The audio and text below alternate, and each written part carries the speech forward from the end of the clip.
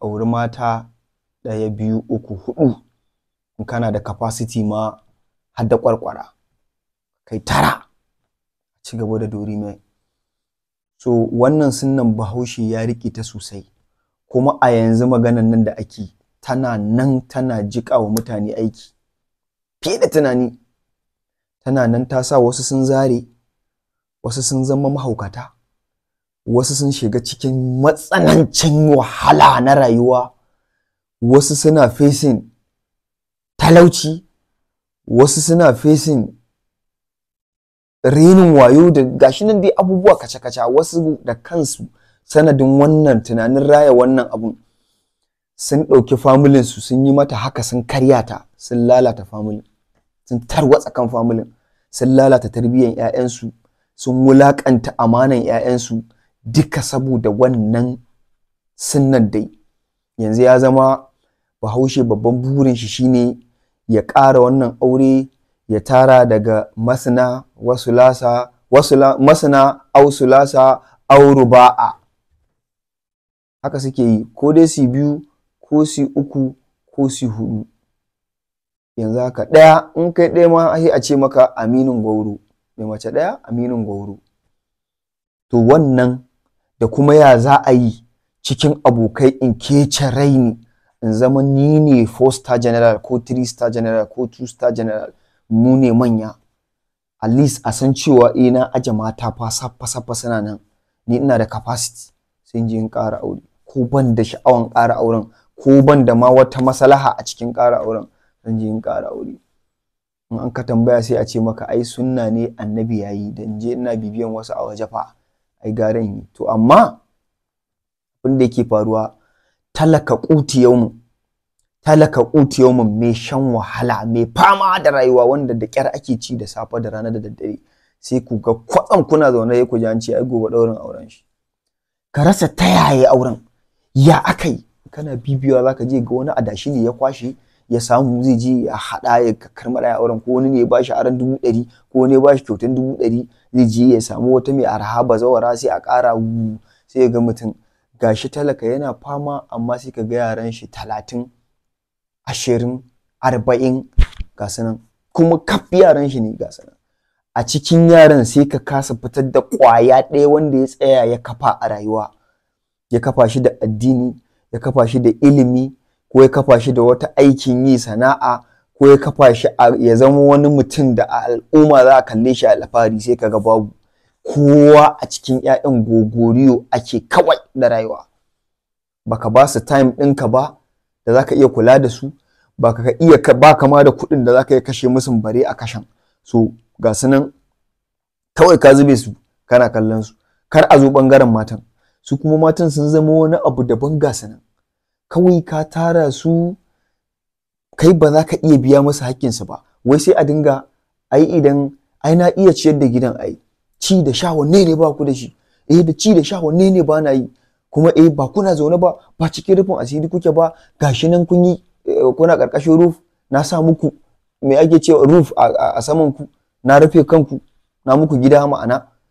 So kawai Bahaushe ya ɗauka cewa in ka iya ba mace ci da sha, ka ba ta suturan sawa, ka ba ta wurin zama, to shikenan ai kai ka gama mata komai a rayuwa, ai shikenan kawai. Yanzu ya kamata ne ta zauna ta yi ta ma biyayya, ta yi ta ma ɗa'a, ta yi ta kula da kai kamar yaro ƙarami, ta yi ta faman ririta ka, ta yi ta faman maka hidima tunda an kawo maka baiwa, sai ku yi ta faman zama ana ta faman jiƙa mata aiki aka. Abin da ake kenan, kana zaune da mace ɗaya za ka tashi sai ka ƙaro aure, sai ka zo ka gwama su biyu, sai a fara garo, ana rigima, ana rikici, sai ka fara jin daɗi, wai ana kishi a kaina. Dai a kaina suke, ai suna so na, sai ka ƙaro wata ta uku nan, ka ƙara jibga, ke gyara nan, wannan ɗakin wance za a kawo, sai ka ƙara kawo, sai ka ƙara gwama su, kai ta haɗa su wuri ɗaya. Ba ruwanka da ya suke ji a ransu, ba ruwanka da wai suna da wani haƙƙi na privacy, ko suna da haƙƙi na ya za a yi ya zama irin mace dai ta samu rayuwanta personal life ɗinta, babu. Kawai wani abu ne na kawai ni ne in na ga dama, in na so ni ne zan yi abin, kuma dole in yi, kuma dole ki haƙuri a haka. Ba haka ake yi ba. ba haka ake. Wannan abun cutarwa ne ake wa mata, da wahalarwa da azabtarwa kuma da sunan addini, kuma ƙarya ne. Babu wata addini da ta ce haka, ƙarya ne kawai malam na malam Bahaushe ya tara mata ya dinga wahalar da su yana juya su yadda ransa yake so. Wallahi tallahi shine abin da kenan yake faruwa. Ta ya zaka ce wai lallai gwama mata wai dan kansu ya haɗu, wai sai na aje su guri ɗaya? Ta ya wa ya gaya ma? Dole ne kansu ya haɗu? Zaka iya ajewa a can gidan ka aje wannan a nan gidan, wallahi still kan ya ƙi haɗuwa. Zaka iya aje su ɗaki ɗaya, su biyun duka ɗaki ɗaya, kuma kan ya ƙi haɗuwan. Duk wannan ba shi ke kawo haɗin kai ba, wai aka zauna gida ɗaya ne ko kuma ba a zauna gida ɗaya ba. Duk wannan ba shi ke kawo rashin haɗin kai ba. Rashin haɗin kai yana farawa daga kai ne rashin adalcinka. Iyayenmu da yawa ba su da adalci, babu adalci kwata-kwata. To ta yaya za a samu haɗin kai? Ka zo wannan ka kalle ta kayi murmushi, kana kullum kuna zama haba-haba ana wannan, ka zo ma wannan ka murtiki, ko kuma ka kawo wannan abu kaza baka kawo wannan abu kaza ba, ko ka yi kaza ga wannan ƴaƴan wannan ba su samu irin shi ba, ko kuma ka yi kaza. Irin waɗannan duk su suke janyowa. Ko yaro yana kallon ga maman shi tana buƙatar abu ƙiri-ƙiri, ka kasa yi wa babarsa abun, amma ka je ka ƙaro aure. Ya san ga matsalar da mahaifiyar shi ke ciki, ba a wanke mata shi ba, an je an ƙaro aure. Ma'ana kana da kuɗin da zaka iya mata, kaki mata aure kake so waccan matan ka fifita akan mahaifiyarsa. Abin da zai gani kenan.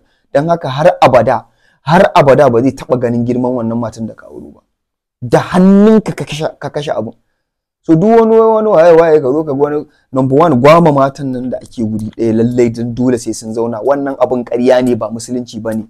Ba musulunci bane. In za ku fito ku faɗa mutane gaskiya, ku fito ku faɗa musu. Yawwa. In baka da yalwa ba a ce kai aure ba. In baka da wadata ba a ce kai aure ba. Shine auren nan da kuke ji na wai mutum 3, 4, 5 wallahi ga mai wadata ne. A wannan lokacin da muke ciki, ka je ka ɗebo yara kana wahalar da su wai kai wai da zaman aure. Allah wannan ba abun yi bane. Wannan abun bayan da za a ka gaya min musulunci ne ya ce kai wannan abu. Baka iya rike gidan ba, ka karo wata kana cewa wai sunna ka zo. Ai waye rayuwa hakuri ake da ita. Ai kawai da abin da kika samu gidan mijinki ai ta cin mandako, ana shan gari, ai rayuwa ce, ai wata ran kaza. Hakan za a ƙara rayuwan har ta tsufanta mutum a cikin wahalas da ka cusa ta a cikin.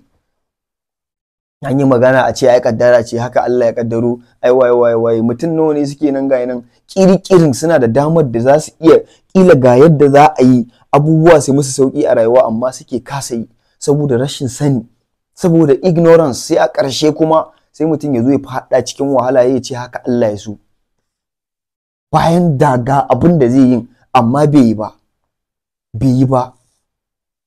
Akwai abubuwa da yawa da ake kalawa kaddara, a ce kaddara ce, kuma ƙarya ne ba kaddara bace. Musamman irin wannan abin da ya shafi wannan auren na malam Bahaushe da yake so, san ransa ne da san kawai jin daɗin zuciyarsa. Ya san bai kai capacity ba, bai gama kula da matan ba. Mata tana buƙatar time, tana buƙatar listening ears da zaka zauna ka saurara ka ji me yake faruwa. Tana buƙatar kai studying ɗinta, kai studying me yake faruwa ne, ya wace irin mace ce wannan, a ƴaƴan nan yaran nan individually sai ka bi su kana gane shi wannan yaron waye, ya yake, me yake so, me bai so, ya me yafi karkata, waye wancan yaron waye fi kaza duka yana kan wuyanka. Karka ce wai matarka na aji, a matata ce ita za ta kula da shi, ai na barta a gida ta kula da su ne, waye duk yana ita kantan a wuyanka take, bare yayan kuma duka a wuyanka suke.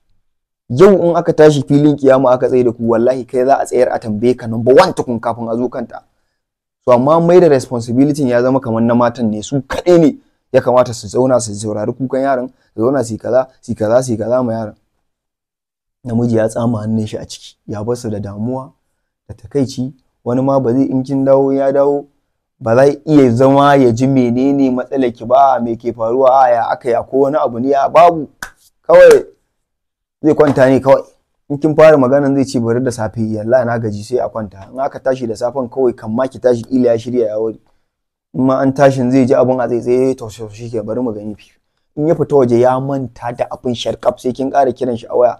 Abin nan fa, oh wallahi na manta, muna nan ana wata kasuwa ne, fififif. Ya ɗauka wai shi ƙoƙarin shi na ya nemo abinci shine kaɗai responsibility shi. So in dai wannan ya gama saukewa. So duk inda ka zauna da malam Bahaushe kana musu case ko wani abu na zaman aure ko ana kokarin sulhu, number one abin da zai gaya maka shine menene ina kokarin can inda za a yi in samo abin da za mu ci mu sa a bakin salati, ita kuma nan ba za ta yi kaza ba. Kullun dai magana kenan. Abinci ana cin shi ne kawai dan a rayu, ba rayuwa ake dan a ci abinci ba. Kai ka mai da rayuwarka kullun dan ka ci abinci, kullun dan a ci abinci ne kawai. So kullun neman ka ya za a ci abinci ne. Baka tunanin ya za a yi a tsuke, misali in an samu makudin a tsuke abincin a tallafa ma wannan matar ta zama wani abu, ko ta karatu, ko ta koyi wani skill, ko ta shiga cikin wata abu dai da za ta amfanar da al'umma. Bayan raising 'ya'ya da iyaye mata suke yi, ta hanyar raising 'ya'yan nan akwai ta inda suke tallafawa al'umma sosai. Ba wai lallai sai sun je sun yi aiki ba wani wuri ko sun yi wani abu a on their own. Tallafa ma yaran, kun ga wannan raising yaran kadai wani irin duty ne wanda ba na wasa bane. So da shi din again akwai wasu abubuwa kuma a gefe-gefe wanda za ta iya dinga yi again, tana dai tallafa ma al'umma da sauransu, kuma tana samun wani abu ma a hannunta. Mata nawa ne ga sanan sun yi contributing ma rayuwa, sun yi contributing ma addini, kuma da 'ya'yansu kuma suna nan sakamakon tallafi na mazajensu da sauransu, sun samu abin cikin sauki kuma sun yi playing role. Amma mu ba za mu iya ba. Inda ka ga matan malam Bahaushe kawai housewife kadai kawai shikenan, ba wani abu. Ko malaman nan namu da kuke gani wallahi on the ground matan nan suna wani abu, ba wani wai a ce maka wani wai kawai yayi su zauna a gida su shine abun ni zan fita. Ku je ku dinga binciken gidaje, akwai gidajen ni waɗanda na sani malaman wanda na je har gidan ma ni gangan. Akwai gidan malamin da na je, babban malami ne nan kuke gani a nan ƙasan, wallahi aka bani wani abu, wani irin kunu da wasu chocolate da wasu abubuwa a ciki. Ban taɓa shan irin abun ba. Kuma matan tana aikinta, tana abubuwanta, kuma matan malam ne. Wasu suna koyarwa ne a makarantun, wasu suna da wasu firms da suka kafa ana running wasu abubuwa, suna nan kuma mata ne.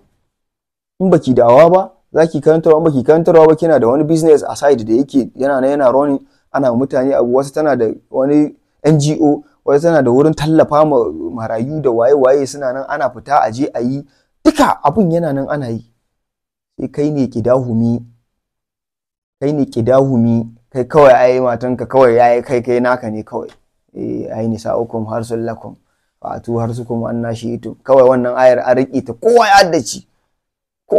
ya haddace, sai ka ce ai amfanin ta shine ta zaunan nan yanda kawai wannan gonar take nan a zaunan kawai da ka zo duk sanda ka buƙace ta kawai abin da ta zo yi kenan, aikin ta kenan.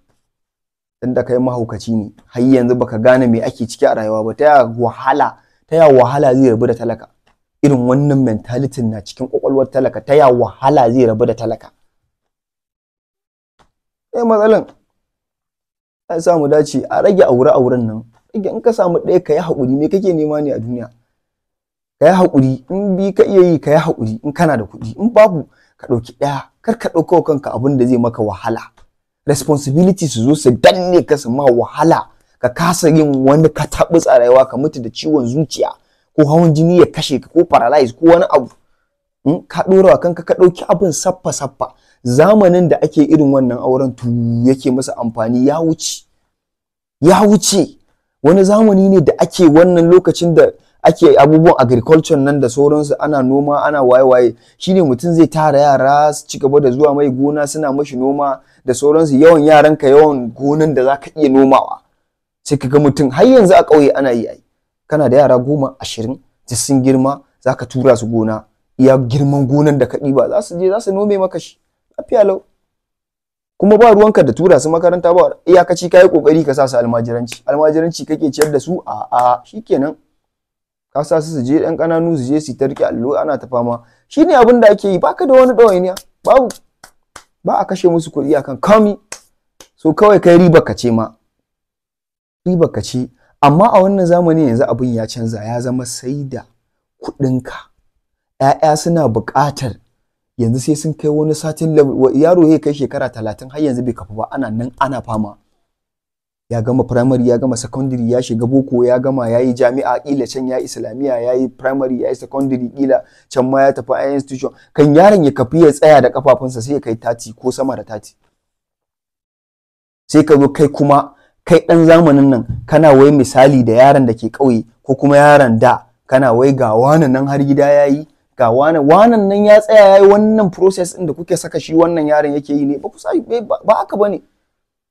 Sannan kuɗin da kake kashe ma 'ya'yan nan, kuɗin da yanda ka kashe ma wannan yaron yayi, haka za ka kashe ma na biyu, haka za ka kashe wa na uku. So kullun doubling, kuma kullun abubuwa ƙara tsada suke yi. So kana gajiyawa ne, jikinka na mutuwa, kana ƙara kuma haihuwa, sannan kuma aiki na ƙaruwa a kanka. Kula da 'ya'yan na ƙaruwa, na farkon ma karan kansa bai kafu ba tukun, kuma kana ƙara zubo wasu. Hawan jini ba zai kashe ka ba. An wuce wannan zamanin. Wuce wannan zamanin, da haka da Allah mu dinga kiyayewa, mu yi haƙuri. Mu yi haƙuri. Dan dinga tsuke, ko kana jin abin wanda kake ganin su da mata ɗayan, su ma suna da sha'awan, amma haƙuri suke yi. Kawai suna so su kafa rayuwar ta yi. Kai ba wai komai ne ake biyewa sha'awarka. In ka biyewa sha'awarka, wallahi ba abin da za ka yi achieving a rayuwa. Dole sai ka yi sacrifice, ka yi haƙuri. Yawwa, in Allah ya buɗa maka ran da ta yassare, ka fi ƙarfin komi, kana samu sosai, za ka iya kula da komai. Sai ka duba ka gani, in na aure biyu, so zan iya ba su time din nan, zan iya kula da abin nan, zan iya. Yanzu tunda na yi retire ma, maybe yanzu na yi kaza, sai ka nemo mace irin ka, wata ta dan kwan biyu haka da sauransu, sai a ci gaba. Kawai a yi ta wani ya samu dace.